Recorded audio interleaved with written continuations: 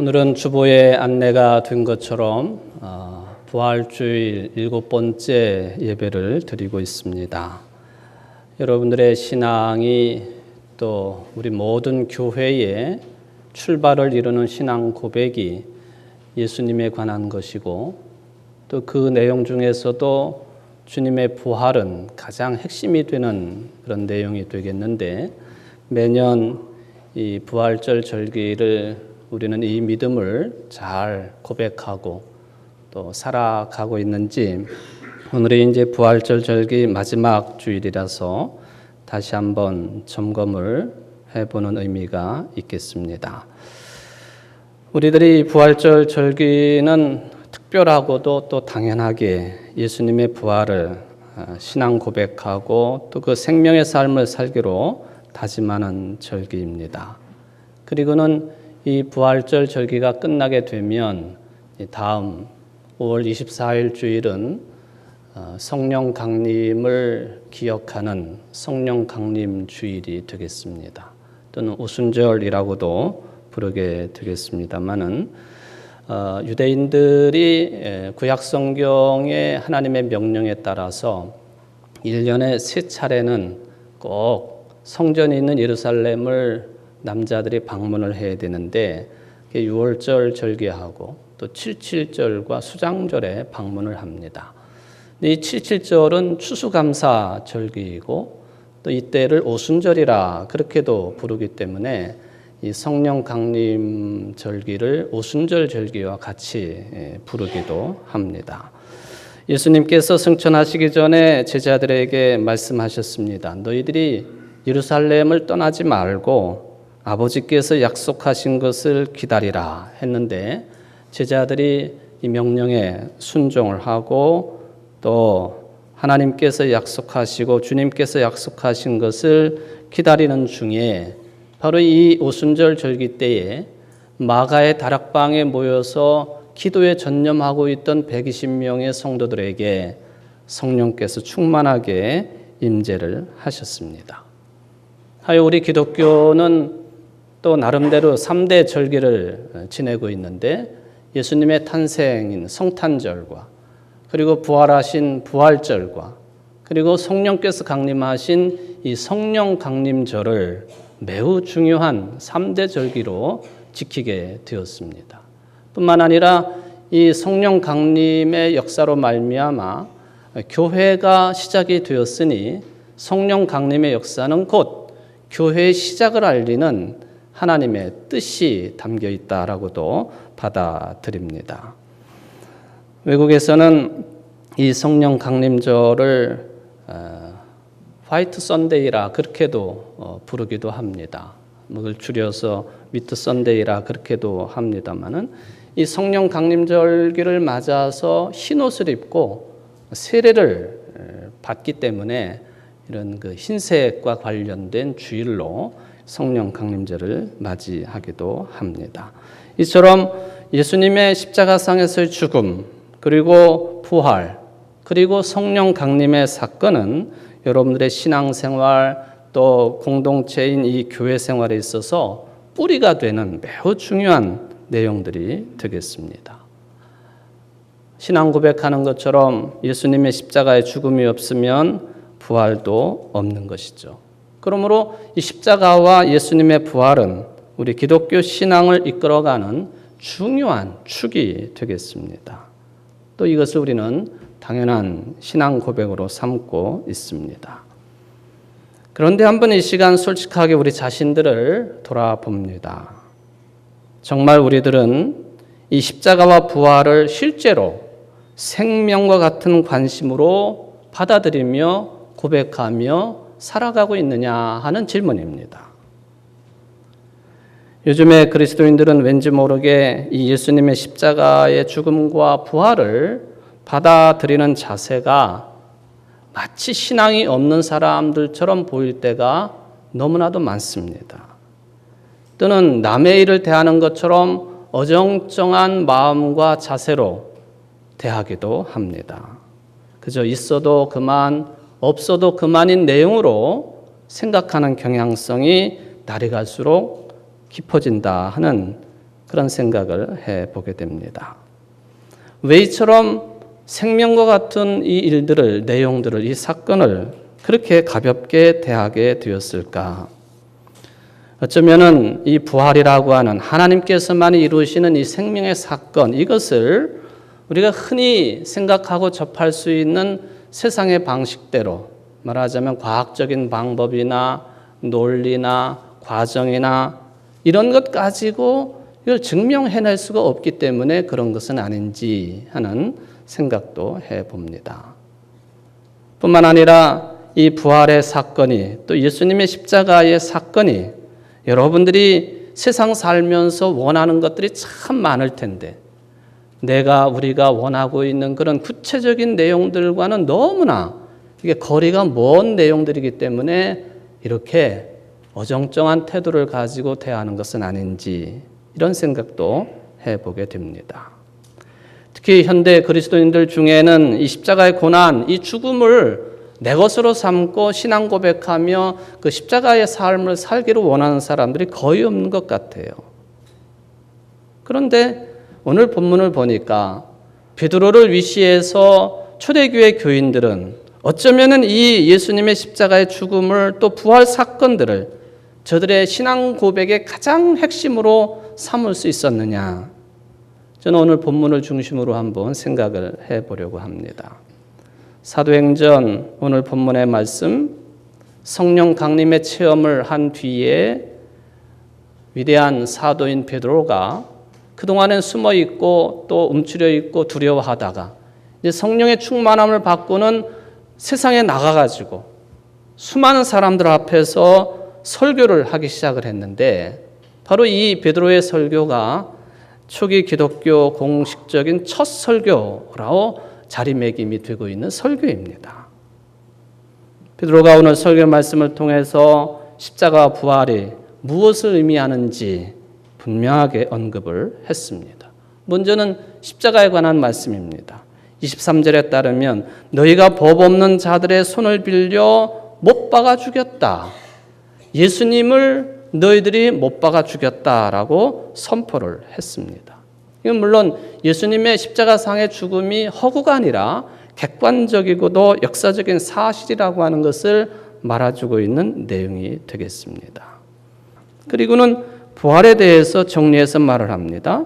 하나님께서 그를 사망의 고통에서 풀어 살리셨으니 이는 그가 사망에 매여 있을 수 없었음이라. 예수님의 부활은 하나님께서 하신 일이시다. 예수님께서 부활하신 것은 하나님의 단독적이고 그리고 고유한 뜻에 따른 일이었고 결정이었고 사건이었다. 생명의 사건이었다라고 말씀을 했습니다. 바로 이 예수님의 부활을 좀 더 확실하게 설명하고 보충하기 위해서 베드로는 시편의 16편 말씀을 인용하기까지 했습니다. 그러면서 한 번 더 확인하기를 이렇게 죽은 예수를 하나님이 살리셨다라고 선포를 했습니다. 여러분, 하나님께서 예수 그리스도를 살리신 이 일, 하나님께서 하신 여러 가지 일들이 있겠는데 그런 여러 가지 일들 가운데 하나일 수도 있지만 이거는 보통 일이 아닙니다. 보통 일이라고 생각할 수 없는 사건이 예수님의 부활 사건입니다. 왜냐하면 사람은 원래가 이게 죽었다가 다시 살아날 수 없는 존재입니다. 예수님께서 죽으셨다가 다시 살아나신, 부활하신, 이것은 힌두교에서 말하고 또 불교에서도 말하고 여러 종교에서 말하고 있는 죽고 또 죽고 살아났다, 다른 동물로 태어났다, 다른 존재로 태어났다, 또 사람으로 태어났다, 윤회를 한다든지 환생을 한다든지 이게 아닌 것이죠. 첫사람인 아담 이후로 죄와 죽음에 묶인 인류의 운명을, 이 죄 때문에 생겨난 이 운명적인 죽음의 세력을 완벽하게 끝장을 내고 전적으로 새로운 생명의 세계로 인도하시는 하나님의 이 마지막 종말론적인 구원 사건이 예수님의 부활을 통해서 미리 드러난 것입니다.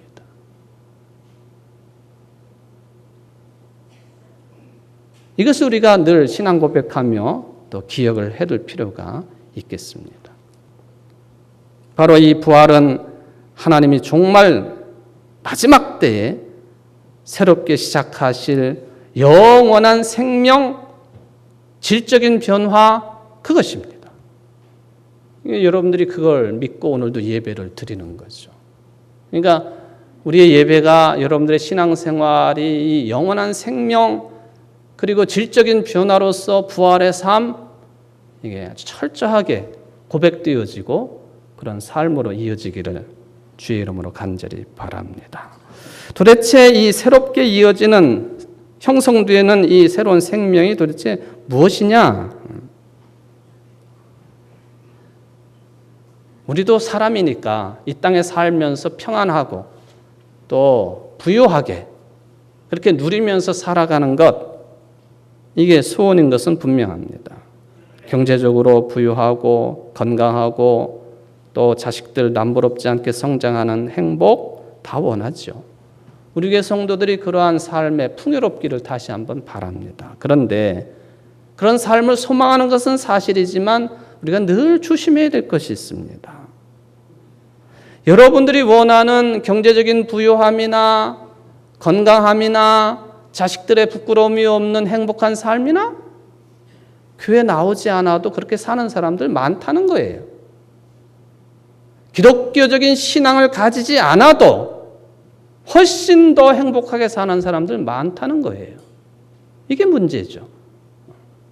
그러니 우리가 신앙의 이름으로 그리스도의 이름으로 좀 전에 언급을 했던 그런 것만 추구하는 것이 신앙의 목표이거나 교회 생활의 목적이 된다고 한다면 얼마나 허망한 일이냐 하는 것이죠. 조심해야 될 일입니다.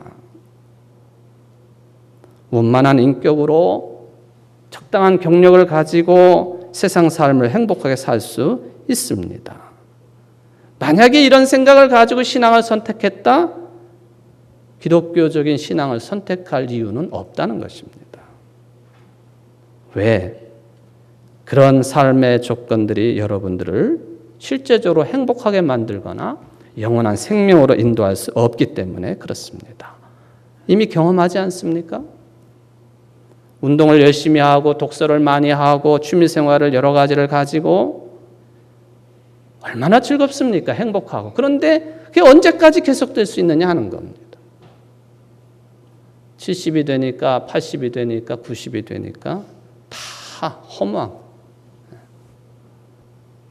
그런 측면에서 볼 때에 우리들이 추구하는 그런 세상에서의 행복, 이거 믿음 없어도 할 수 있는 내용들이다. 근데 성경에서 말씀하고 있는 예수님의 부활, 이것은 창조 생명과 같다라고 말씀하시니 새롭게 좀 영적인 눈을 가지고 바라볼 필요가 있겠습니다. 새로운 생명, 부활을 통한 새로운 생명, 창조의 생명과 같다. 창조란 무엇입니까? 그것은 모양이나 기능을 바꾸는 것이 아니라 없던 것을 있게 하는 일이에요. 이것은 하나님만이 하실 수 있는 일입니다. 무로부터의 유로 창조. 아무것도 없는 세계로부터 무언가가 나오는 것, 천지개벽과 같은 변화, 이게 부활의 창조의 생명이라고 하는 것이죠. 이게 부활의 의미입니다.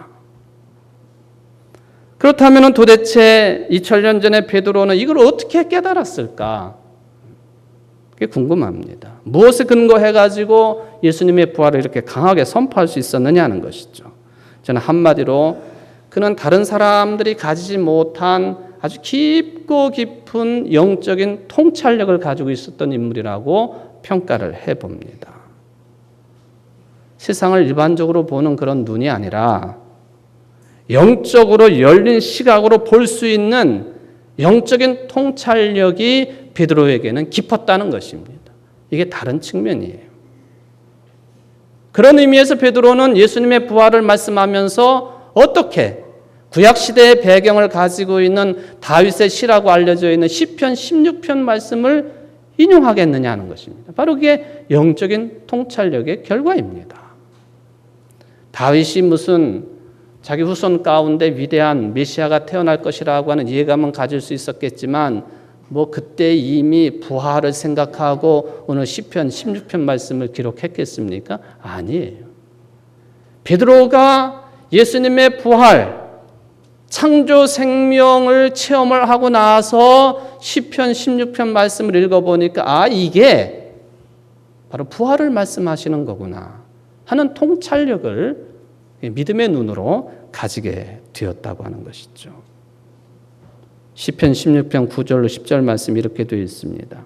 오늘 본문에도 소개가 되어 있습니다만 새 번역 개정판으로 읽는 게 부활 개념이 더 확실하기 때문에 그걸 읽어드립니다. 주님 참 감사합니다. 이 마음은 기쁨으로 가득 차고 이 몸도 아무 해를 두려워하지 않는 까닭은 주님께서 나를 보호하셔서 죽음의 세력이 나의 생명을 삼키지 못하게 하실 것이며 주님의 거룩한 자를 죽음의 세계에 버리지 않으실 것이기 때문입니다. 예수님의 부활, 그 초역사적이고 초자연적인 이 신비한 체험을 한 베드로가 영적인 통찰력을 가지고 시편 16편 말씀을 읽어보니까 이게 부활을 말씀한 것이구나. 오늘 본문이 그것을 이야기를 합니다.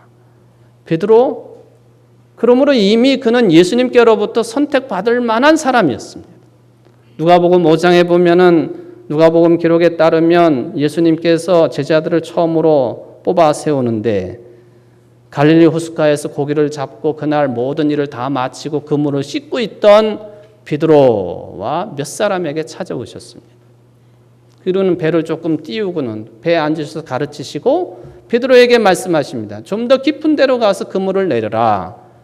아니 세상 경험이나 자기 자신이 어부의 경력자로 그리고는 누구보다도 아주 풍부한 경험을 가지고 있는 사람인데 오늘 일을 다 끝냈어요. 고기 별로 못 잡았어요. 그런데 목수 출신인 예수님이 깊은 데로 가서 그물을 내리라 했더니만 고기 잡은 바는 없지만 뭐라고 그러느냐 하면은 당신 말씀에 의지해서 그물을 내리겠습니다. 이게 베드로예요. 이런 사람이기 때문에 제자로 나중에 사도로 선택받기에 부족함이 없는 인물로 평가가 됩니다. 물론 중간에 주님을 배반하기도 하고 문제를 일으키기도 하고 예수님의 어깨를 뒤흔들면서 당신에게서 고난이나 죽음이나 이런 일이 일어나서는 안 됩니다 하고 항거하기도 했지만 사탄이라고 하는 소리도 듣기도 했지만 그가 불황무식한 사람으로 여겨져 있는 이 사람이 어떻게 예수님의 제자가 될 수가 있었느냐? 말씀에 의지해서 그물을 내리겠습니다. 이미 떡잎부터 알아볼 수 있는 인물이 베드로였다 하는 그런 이야기가 되겠습니다. 물론 만만한 사람은 아니었습니다. 사탄아 물러가라 하고 꾸짖지 않으면 여간에서 순종하지 아니하고 다스려지지 아니하는 고집이 대단한 사람이었습니다만은 다른 눈을 가지고 있었던 사람, 영적인 통찰력을 가지고 있었던 인물이라. 이게 베드로를 평가할 수 있는 내용입니다만 이게 어떻게 해서 가능했느냐? 예수님의 부활 체험 때문에 가능했고 또한 이어서 오는 성령 강림 역사 때문에 가능했다고 하는 것을 성서가 증언을 합니다. 세상 사람들은 부활이 거짓이라고 강하게 주장하기도 합니다.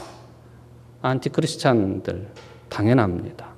여기에 반해서 우리는 부활이 사실이라고 증명하려고 애를 씁니다. 예수님은 기절한 것이 아닙니다. 빌라도 보고서에 따르면 예수님의 십자가 죽음에 대해 상세하게 기록하지 않았습니까? 유대인 역사가 요세푸스가 우리 유대인들 중에 지도층 사람들이 그를 고소했기 때문에 빌라도가 그를 정죄하여 십자가의 처형을 받도록 했다 기록했습니다. 이런 것 등등이 다 예수님이 부활하셨음을 증명하려고 애쓰는 그런 내용들이 되겠습니다. 거부를 하든 증명을 하든 애써서 노력을 합니다. 그런데 베드로를 비롯한 초대교인들은 예수님의 부활을 증명하려고 노력하지 않았다는 거예요. 그럼 뭘 했느냐?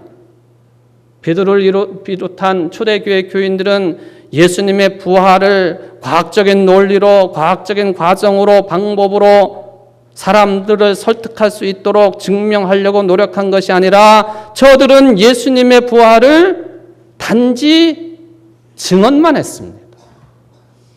내가 체험한 것이기 때문에. 증인이 증언하는 것입니다마는 선서를 하고 증언을 합니다. 거짓을 말하면 처벌받는다고 서약을 하고 증언을 합니다. 자기가 보고 자기가 들은 것, 그 내용을 증언하는데 예수님의 부활을 증명하는 것이 아니라 증언만 합니다. 베드로가 말씀하지 않습니까? 우리가 다 이 일의 증인이로다.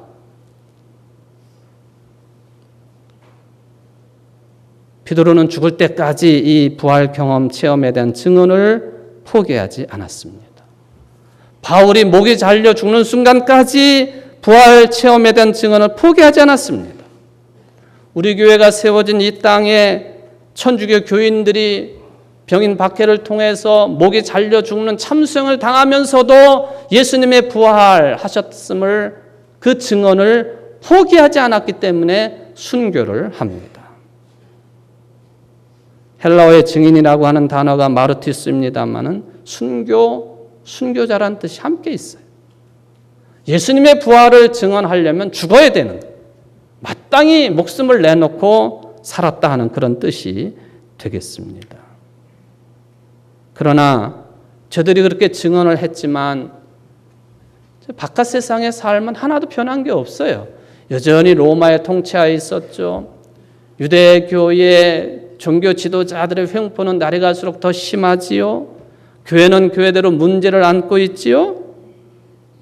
그러나 부활 체험을 하고 이것을 집중적으로 증언하는 저들에게는 기쁨이 있었습니다. 어떤 외부의 조건에도 두려워하지를 않았습니다. 맞습니다. 부활의 창조 생명을 살아가는 사람들에게는 기쁨만이 있지 두려움이 저들을 엄습할 수가 없게 되어 있습니다. 바울이 로마 교인들에게 보낸 편지에 보면 이런 말씀이 그것을 증명합니다. 하나님께 택하신 사람들을 누가 감히 고발하겠습니까? 의롭다 하시는 분이 하나님이신데 누가 감히 그들을 정죄하겠습니까? 그리스도 예수는 죽으셨지만 오히려 살아나셔서 하나님의 오른쪽에 계시며 우리를 위하여 대신 간구하여 주십니다. 누가 우리를 그리스도의 사랑에서 끊을 수 있겠습니까? 환난입니까? 곤고입니까? 박해입니까? 굶주림입니까? 헐벗음입니까? 위협입니까? 또는 칼입니까? 성경에 기록한 바 우리는 종일 주님을 위하여 죽임을 당합니다. 우리는 도살당할 양과 같이 여김을 받았습니다. 한 것과 같습니다. 그러나 우리는 이 모든 일에서 우리를 사랑하여 주신 그분을 힘입어서 이기고도 남습니다. 나는 확신합니다. 죽음도 삶도 장래일도 권세자들도 현재일도 장래일도 능력도 높음도 깊음도 그 밖에 어떤 피조물도 천사라 할지라도 우리를 우리 주 예수 그리스도 안에 있는 하나님의 사랑에서 끊을 수 없습니다. 현실은 변하지 않았지만 부활을 체험한 사람들의 삶은 두려움이 지배하지를 못합니다. 기쁨만 있을 뿐입니다. 다윗도 그것을 고백했고 베드로도 오늘 설교를 통해서 그를 고백을 했습니다. 사랑하는 성도 여러분, 이게 부활의 삶입니다. 주저하지 마십시오. 낙심하지 마십시오. 부활 체험을 통해서 내적으로 변화를 경험하고 외적인 삶의 조건은 변하지 아니하지만 바라보는 영적인 통찰력이 강해져서 부활을 증언하는 일에만 우리의 삶에 힘을 쏟고 또 교회의 동력을 동원할 수 있는 여러분들 되시기를 바라고 우리 청주제일교회 되시기를 주의 이름으로 축원을 드립니다.